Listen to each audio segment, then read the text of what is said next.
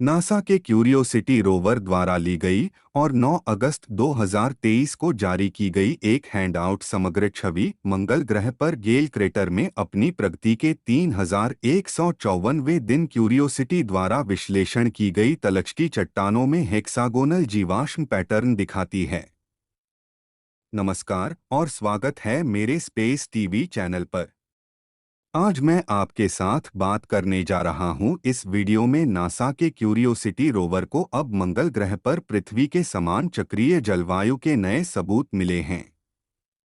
मंगल ग्रह को एक शुष्क रेगिस्तान माना जाता है जो लाल धूल, सूखी झील के तल और गड्ढों से ढका हुआ है। लेकिन यह हमेशा मामला नहीं था, नासा के क्यूरियोसिटी रोवर ने खोजा है। मंगल ग्रह पर भेजे गए अब तक के सबसे बड़े और सबसे सक्षम रोवर ने पहला सबूत पेश किया है कि मंगल ग्रह पर कभी पृथ्वी के समान जलवायु थी। एएफपी की एक रिपोर्ट के अनुसार 2011 में लॉन्च किया गया क्यूरियोसिटी रोवर गेल क्रेटर की खोज कर रहा है, जिसके बारे में माना जाता है कि यह वह जगह है जहां एक पूर्व झील मौजूद थी और इसके केंद्र में लगभग 6 किलोमीटर ऊंचा तलछट का एक विशाल पहाड़ है।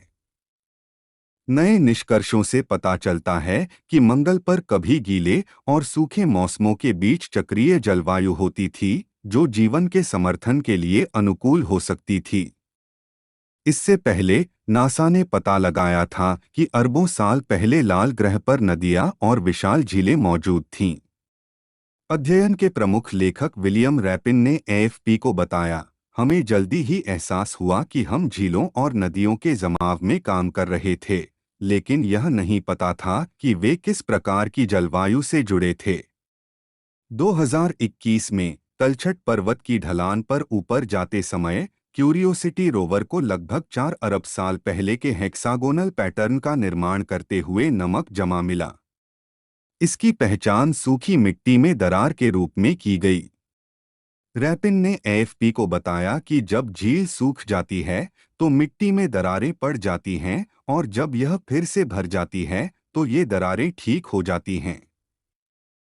जब यह प्रक्रिया कई बार दोहराई जाती है तो दरारें षटकोण के रूप में दिखाई देती हैं। इसलिए इसे पहला ठोस प्रमाण माना जाता है कि लाल ग्रह की जलवायु चक्रीय थी। शोधकर्ताओं ने एएफपी को बताया कि पृथ्वी पर गीले और सूखे मौसमों को बदलने से जीवन का अस्तित्व संभव हो सकता है।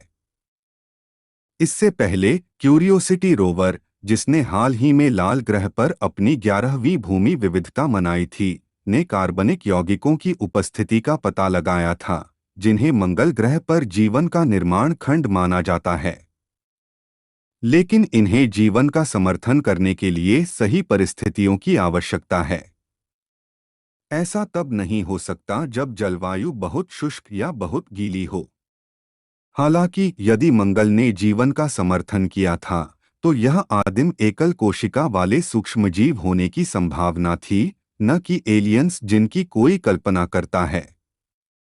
नासा की जेट प्रोपल्शन लेबोरेटरी के अश्विन वासवदा ने एक प्रेस बयान में कहा, 11 वर्षों में हमें इस बात के पर्याप्त सबूत मिले हैं कि क्यूरियोसिटी रोवर के कारण प्राचीन मंगल ग्रह पर माइक्रोबियल जीवन हो सकता था। अब यह नया साक्ष्य मंगल ग्रह पर जीवन की उत्पत्ति के बारे में चर्चा को और बढ़ा देता है। पृथ्वी पर मंगल जैसे प्राचीन भूभाग का पता लगाना संभव नहीं है, क्योंकि टेक्टोनिक प्लेटें लगातार बदलती रहती हैं। साइंस अलर्ट रिपोर्ट, चूंकि मंगल की सतह पर टेक्टोनिक प्लेटों का अभाव है, इसलिए यह मंगल के इतिहास का एक व्यापक भूगर्भिक रिकॉर्ड रखता है, जो 4.3 अरब वर्ष पुराना है। इसलिए वैज्ञानिकों को झीलों, नदियों और महासागरों के साक्ष्य मिले हैं जो युगों पहले मंगल ग्रह की सतह पर फैले हुए थे। लाल ग्रह के अध्ययन से हमें यह समझने में भी मदद मिल सकती है कि पृथ्वी पर जीवन की शुरुआत कैसे हुई। इस वीडियो को देखने के लिए धन्यवाद।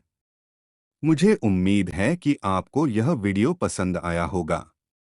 कृपया इस तरह के और वीडियो के लिए मेरे चैनल को लाइक और सब्सक्राइब करें और अपडेट के लिए साथ बने रहें।